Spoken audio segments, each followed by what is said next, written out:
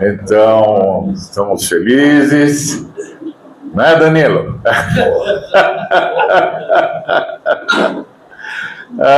Eu não posso ver o Danilo, que eu me lembro, Danilo, o Jonathan, que eles estão mirando o sol. Gente, é uma alegria muito grande estarmos aqui. Eu quero começar lendo um trecho do Salmo 5, versículo 11, que diz assim: Mas regozijem-se todos os que confiam em ti, folguem de júbilo para sempre, porque tu os defendes e em ti se gloriem os que amam o teu nome. Pois tu, Senhor, abençoas o justificado e como escudo os cercas da tua benevolência. Que a gente guarde isso no coração, porque os dias são complicados, todo dia a gente ouve falar de irmãos que estão envolvidos em falcatruas horríveis, até mesmo em relação aos aposentados, o que é hediondo em todos os sentidos, para dizer o mínimo.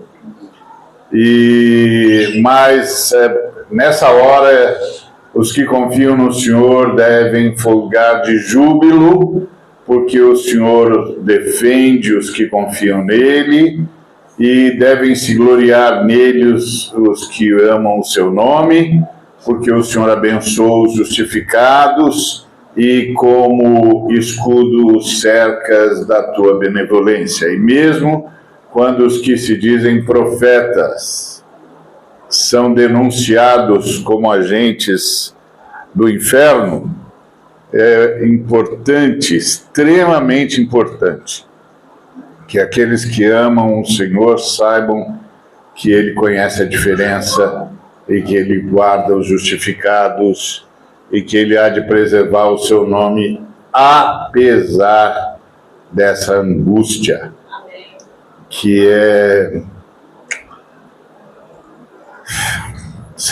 para além de qualquer comentário. Eu não vou nem comentar para a gente não entrar num clima de angústia e de dor. Quando você ouve falar que gente que deveria estar anunciando o Evangelho, as boas notícias, está roubando aposentados.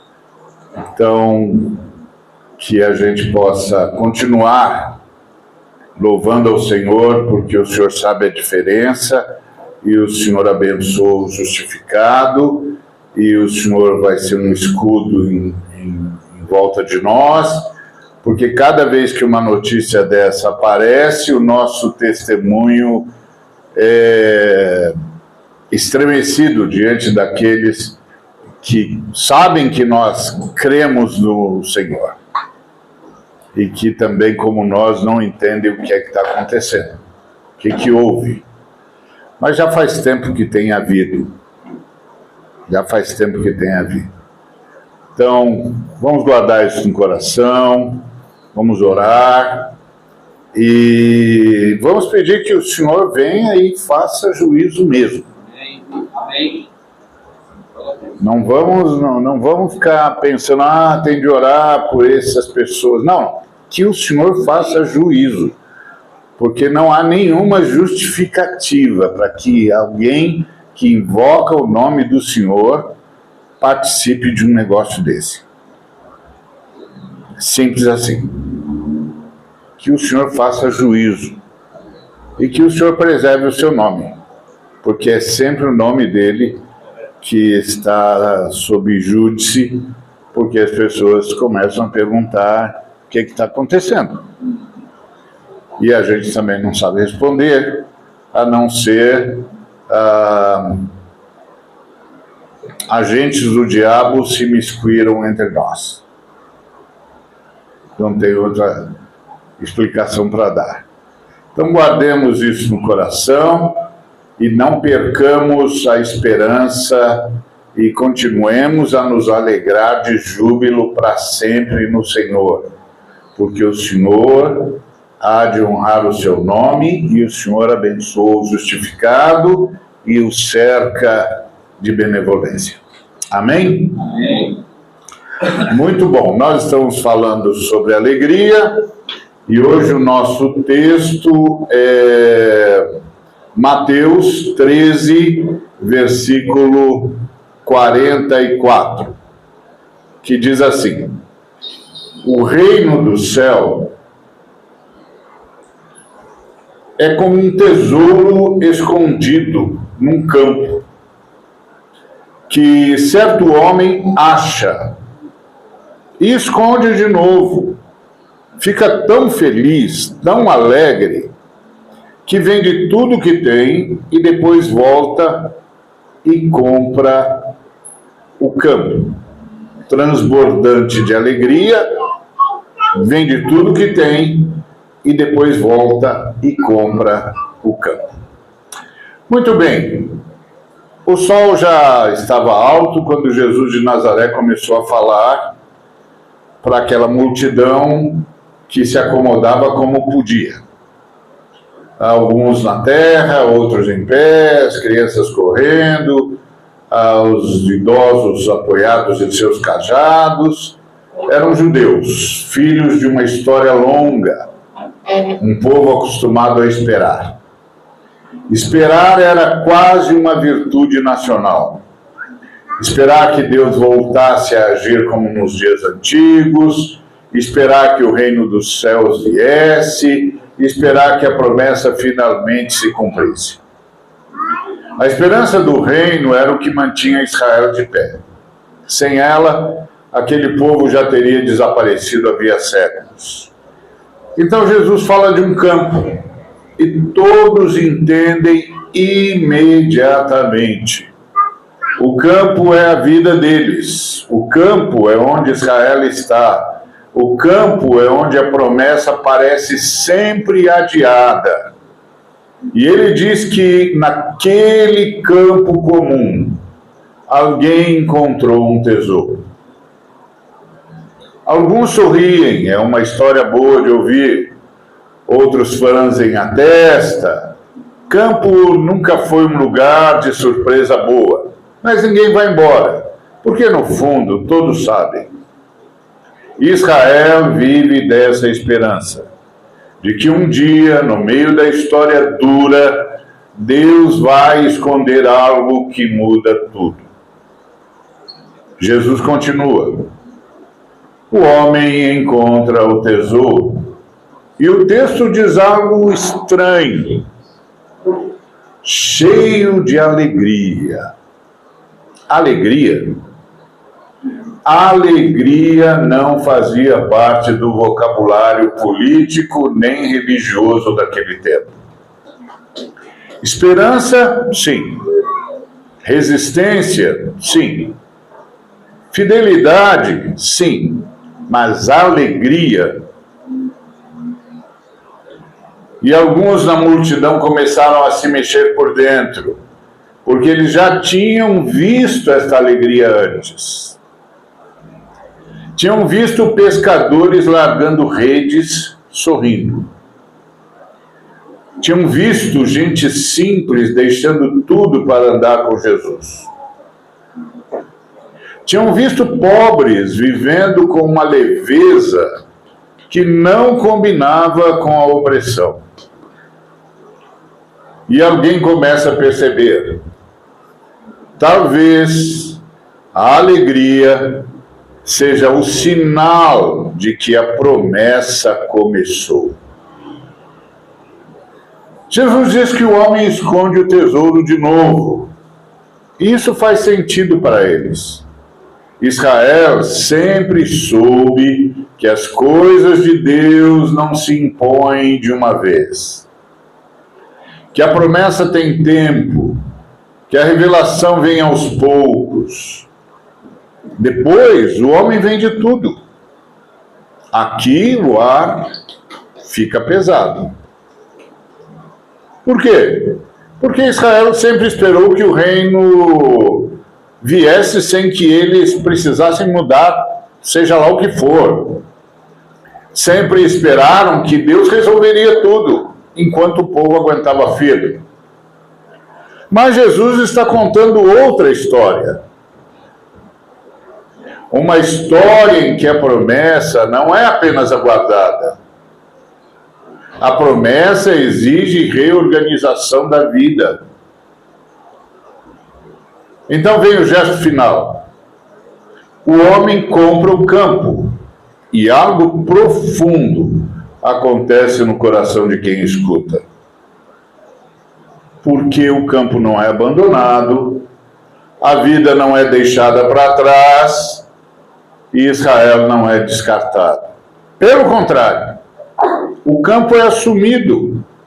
Ele compra o campo. A vida é reivindicada. A história é comprada. E ali, no meio da multidão, alguns entendem algo que muda tudo.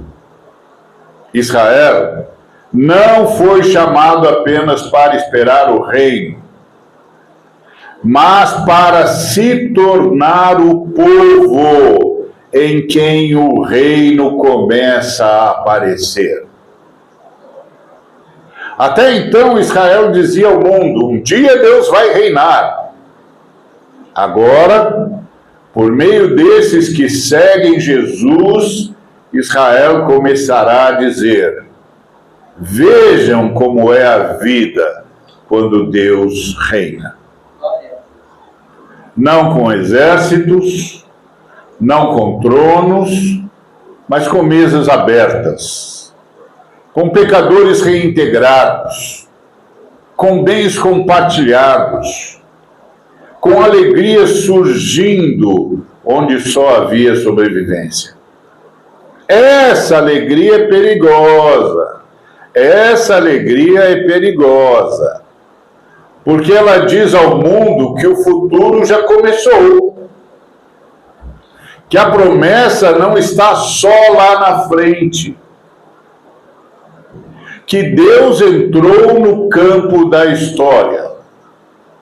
Alguns, plenificados por essa alegria, passam a seguir Jesus. Eles continuam judeus, continuam pobres, continuam na terra, mas agora vivem como sinal do que Deus está fazendo. Outros se incomodam profundamente. Porque se isso for verdade, muita coisa precisa mudar. E nem todos querem um reino que chega assim. Jesus termina a história. E ninguém volta para casa do mesmo jeito. Alguns vão confusos. Outros vão irritados. Alguns vão em silêncio profundo. E outros vão com uma alegria estranha no peito.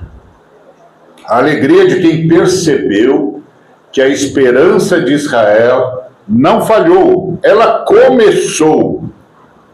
E Jesus, sem dizer diretamente, deixou claro: vocês sempre esperaram o reino, agora o reino espera por vocês, para que vivam no campo do mundo como gente que já encontrou o tesouro. Vamos ouvir de novo? O sol da Galileia castigava, a poeira subia da terra seca, grudando na pele suada das pessoas, aquelas pessoas que se acotovelavam para ouvir o Rabi de Nazaré. Eram rostos cansados, marcados pelo trabalho, estavam ali. Trabalhavam de sol a sol nas terras. Na maioria das vezes não eram suas terras. Eram arrendatários, diaristas, pescadores, gente que conhecia o peso dos impostos romanos, a arrogância dos grandes proprietários ausentes, o medo constante de perder o pouco que tinha. Para eles, A vida era uma longa e exaustiva tentativa de manter a cabeça fora d'água.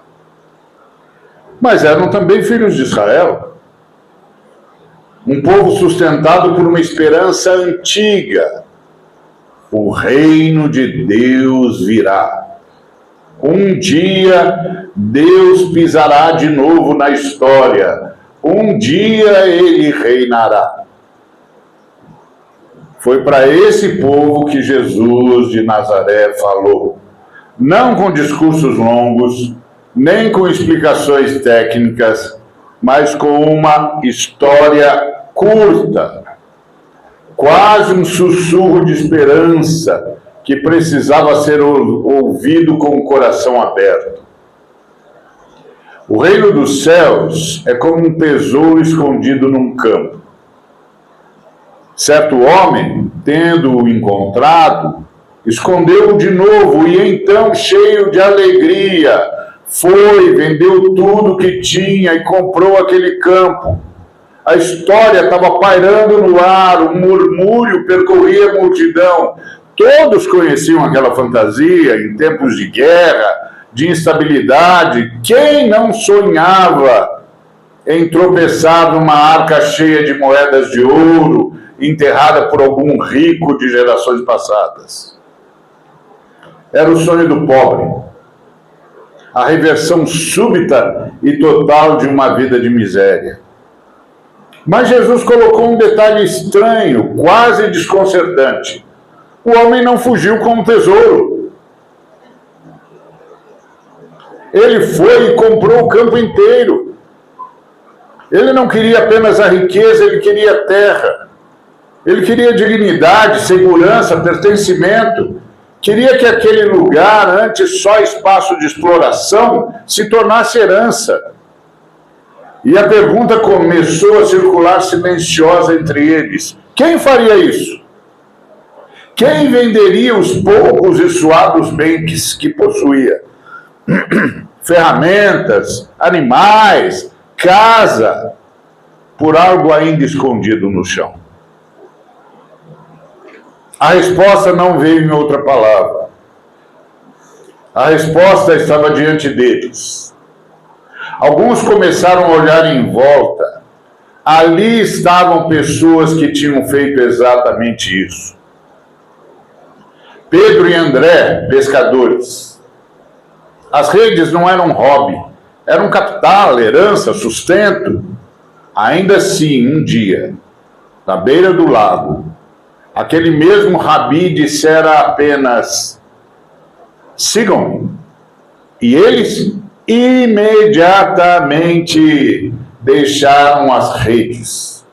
Pouco depois, Tiago e João não deixaram apenas o barco, mas o próprio pai. Deixaram Zebedeu e os empregados, venderam tudo sem mercado, sem anúncio, venderam no coração. Tinham visto algo no olhar de Jesus, ouvido algo em sua voz que valia mais do que qualquer pesca. Encontraram o tesouro e, com uma alegria silenciosa e determinada, compraram o campo. Puseram a própria vida no reino que estava começando ali. Nem todos conseguiam. A memória de muitos guardava também a imagem de um jovem rico, um homem bom, religioso, cumpridor da lei. Ele se ajoelhou, sim, diante de Jesus e perguntou com sinceridade: bom mestre, que farei para herdar a vida eterna? E a Escritura diz que Jesus olhou para ele e sentiu amor por ele. E justamente por amá-lo, disse-lhe a verdade sem suavizar: falta-lhe uma coisa. Vá, venda tudo que você tem, dê aos pobres, e você terá um tesouro nos céus. Depois, venha e siga-me. Ali estava outra vez a lógica do campo e do tesouro. Mas o rosto do jovem se fechou. A alegria da busca virou tristeza. Ele foi embora, abatido, porque tinha muitas propriedades. Ele viu o tesouro, mas não conseguiu sentir a alegria que liberta. Seu campo já era, para ele, o próprio tesouro. E então havia Zaqueu, pequeno na estatura, enorme na corrupção. Chefe dos cobradores de impostos, enriquecido às custas da miséria do próprio povo. Ninguém esperava nada dele. Mas Jesus parou, olhou para cima da figueira e disse: Zaqueu, desce depressa. Hoje me convém pousar na sua casa. Ninguém sabe o que foi dito naquela refeição. Mas o que se seguiu foi uma explosão de alegria. Zaqueu se levantou, não com a tristeza do jovem rico, mas com o júbilo de quem encontrou o tesouro, e declarou diante de todos: Senhor, dou aos pobres metade dos meus bens. E se defraudei alguém, restituo 4 vezes mais. Ele não foi forçado, não estava barganhando, estava aliviado. A alegria de ter encontrado o reino o fez se desfazer do peso da riqueza injusta. À sua maneira, ele vendeu tudo para comprar o campo da redenção. E Jesus selou aquilo dizendo: hoje houve salvação nessa casa. A multidão ouviu. Alguns se encheram de alegria, outros se escandalizaram, porque começaram a perceber algo maior. A esperança de Israel não tinha sido frustrada, ela tinha começado. Depois Jesus partiu. Vieram a cruz, o silêncio, a ressurreição, e a história continuou. Os que haviam encontrado o tesouro se reuniram. Em Jerusalém, aquela parábola deixou de ser apenas história pessoal e se tornou vida comunitária. O livro de Atos conta que eles tinham tudo em comum. Os que possuíam casas ou terras vendiam-nas e repartiam conforme a necessidade de cada um. O texto diz algo quase inacreditável. Não havia entre eles necessitado algum. Não havia entre eles necessitado algum. Eles fizeram a coisa mais radical de todas. Como comunidade, compraram o campo. Entenderam que o tesouro do reino não era para ser guardado individualmente, mas para fundar um novo modo de viver no mundo. Um mundo onde a lógica da partilha substituiria a lógica do acúmulo. Onde a alegria não vinha de possuir mais, mas de viver sob o governo de Deus. E assim, a história contada naquele dia poeirento da Galileia atravessou o tempo e chegou até nós. Não como fantasia, mas como convite, como mapa, como chamada à alegria. Porque sempre que alguém descobre que Deus não desistiu da história, sempre que uma comunidade decide viver como sinal do reino, a parábola se repete. alguém encontra o tesouro, é tomado de alegria e percebe que vender tudo não é perda, é o começo da verdadeira vida. E a pergunta que permanece ecoando é simples e perigosa. Que alegria denuncia que nós encontramos o tesouro? Que campo o Israel de Deus, a igreja, está sendo chamada a comprar hoje? Pois onde essa alegria aparece, o campo nunca mais é só campo. A vida nunca mais é apenas sobrevivência. Ela se torna participação viva no reino dos céus que já começou. Agora, séculos depois, a história do campo e do tesouro nos encontra de novo. E a pergunta retorna ainda mais direta. O que essa parábola faz com a igreja, o Israel de Deus hoje? Sim, porque a igreja não é o plano B. Ela nasce como Israel em expansão. Israel reinterpretado à luz do reino que chegou. A mesma esperança que sustentava Israel. O reino dos céus, o governo justo de Deus, a restauração da vida, agora se torna responsabilidade viva da comunidade que segue Jesus.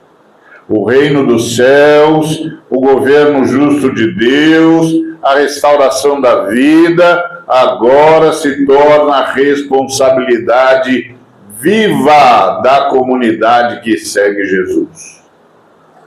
A igreja não é o povo que espera o reino apenas. A igreja é o povo que vive como sinal de que o reino já chegou. O campo não mudou de natureza. Ele continua sendo trabalho, família, economia, política, dor, injustiça, esperança misturada com cansaço. O campo continua o mesmo. É o trabalho, é a família, é a economia, é a política, é a dor, é a injustiça, é a esperança misturada com cansaço. A diferença é que agora a igreja sabe. É aqui que o tesouro está escondido. Exatamente aqui. Por isso a igreja não pode fugir do mundo. A igreja não pode desprezar a história. A igreja não pode espiritualizar a vida. A igreja não pode reduzir o reino a curto tempo ou céu futuro. Comprar o campo hoje é assumir a vida real como local da ação de Deus.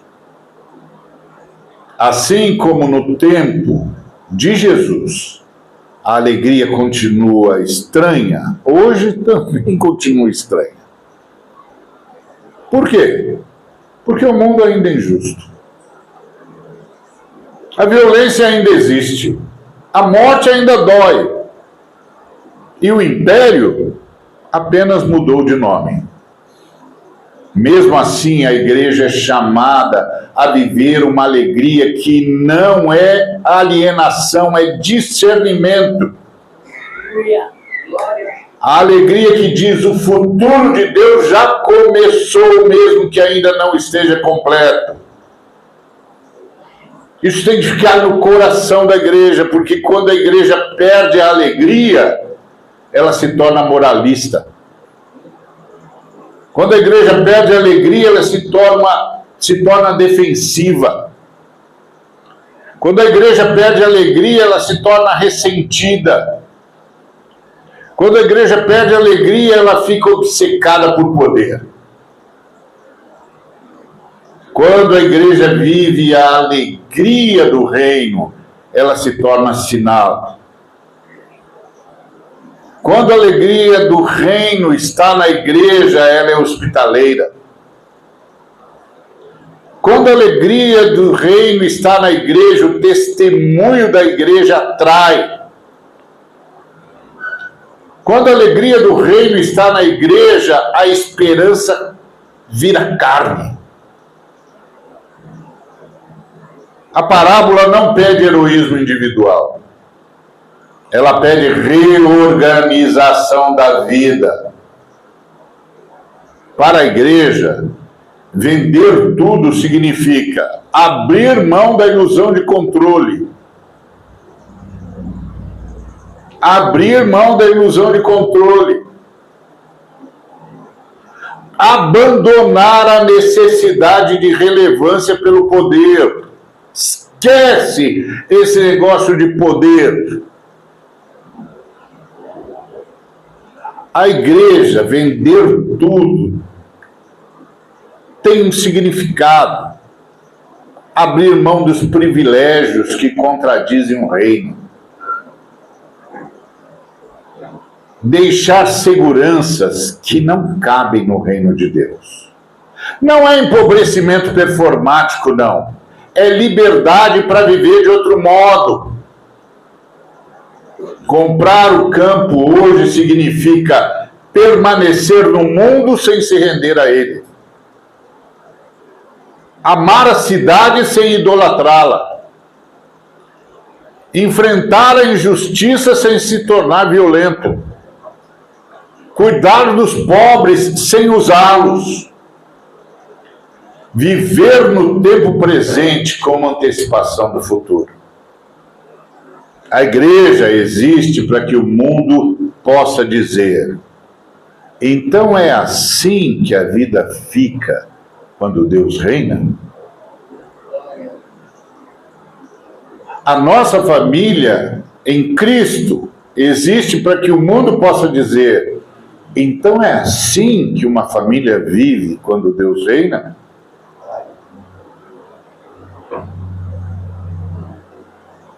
Nossa atuação na sociedade existe para que o mundo possa dizer: então é assim que se trabalha quando Deus reina? Assim como Israel antigo, a igreja corre riscos. Claro, ela pode, por exemplo, voltar apenas a esperar. Ou a apenas esperar. A igreja pode transformar a promessa em doutrina. Pode trocar a alegria por controle, vigilância. A igreja pode trocar o reino por religião. E quando isso acontece, o campo volta a parecer apenas campo. Mas quando a igreja se lembra do tesouro, se alegra com o tesouro, algo acontece. As mesas se abrem. Os muros caem. O medo perde força. A alegria reaparece. A parábola não terminou naquele campo da Galileia. Ela continua sendo contada na vida da igreja. Sempre que alguém descobre que Deus não desistiu da história, sempre que uma comunidade decide viver de modo diferente, sempre que a alegria vence o cinismo, sempre que o reino é preferido às seguranças antigas, que a gente está disposto a abençoar, ao invés de reter,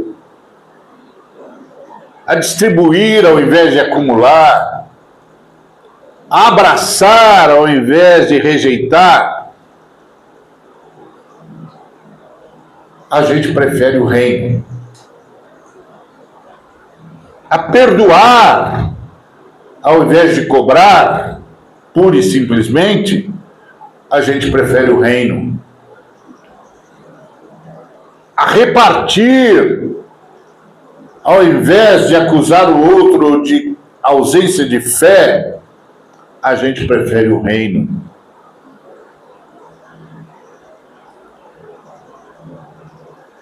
Sempre que o reino é preferido, a igreja brilha. E a pergunta ecoa sempre, e não é teórica, ela é pastoral e ela é concreta. Onde está o campo que a gente foi chamado a comprar? Que tipo de alegria tem denunciado que nós encontramos o tesouro? O que é que nos faz alegres? Que alegria toma conta do nosso coração? O mundo consegue ver em nós como é a vida quando Deus reina? O mundo consegue ver em nós como é a vida quando Deus reina? Porque a igreja, o Israel de Deus, não foi chamada apenas para falar do tesouro. A igreja, o Israel de Deus, foi chamada para viver no campo, como quem encontrou o tesouro. Para viver na história, como quem encontrou o tesouro. Para viver na sociedade, como quem encontrou o tesouro. Para viver na casa, na família, como quem encontrou o tesouro. E quem encontrou o tesouro está pleno de alegria. Porque encontrou o tesouro. Porque o tesouro muda a história. Porque muda a gente na história. E aí a gente passa a atuar na história a partir do tesouro, a partir da alegria que está dentro de nós. Não como alienação, mas como força para a transformação.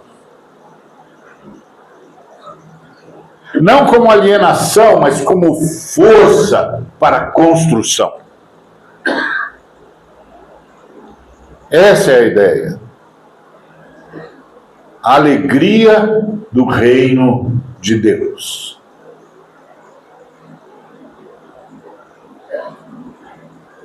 Alegria, esta alegria é a nossa força. Ela foi conquistada na cruz e na ressurreição. Por isso nós celebramos a ceia. E é por isso que nós separamos o pão e o vinho do uso comum, para que eles tipifiquem o corpo de Cristo e o seu sangue, que verteram na cruz, para que a gente possa viver o tesouro na história,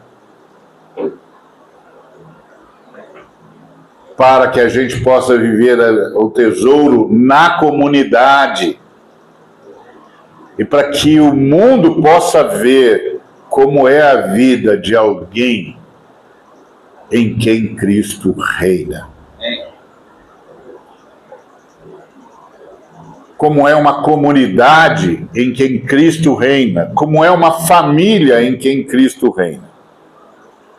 E se eu e você percebemos que na nossa casa as pessoas não vão poder dizer, então é assim que é uma família onde Cristo reina, comecemos a pedir ajuda de Deus. Porque nós estamos vivendo num momento em que as pessoas estão olhando para muita gente que fala de Cristo e perguntando se é assim mesmo que é quando Cristo reina. Porque essa muita gente de Cristo está deixando claro que Cristo não reina entre eles. Porque se Cristo reinasse entre eles, ninguém estava dizendo sobre eles o que está sendo dito.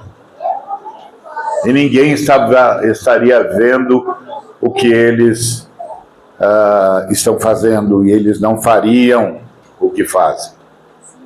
Então, a pergunta tem de vir para mim, tem de vir para minha casa, tem de vir para minha relação familiar, tem de vir para o meu trabalho, tem de vir para a sociedade em que eu posso influenciar. Tem de vir para a minha atividade escolar, familiar, particular e pública. Quando as pessoas olharem para mim, olharem para minha casa, olharem para o que eu faço, olharem para a comunidade, elas vão se admirar e dizer: ah, finalmente vimos o reino de Deus. É assim que acontece quando Cristo reina. E se não está acontecendo isso, amados, é hora de orar, é hora de pedir perdão, é hora de pedir transformação, é hora de pedir oração. Porque nós não podemos simplesmente aceitar que o reino é só uma doutrina e que a fé é só uma religião. Esse é o desafio que é dado a cada um de nós e a todos nós. Então é hora de arrependimento, é hora de oração, é hora de clamor, é hora de pedir ajuda. Amém? Amém. Que Deus nos abençoe e agora vamos à ceia.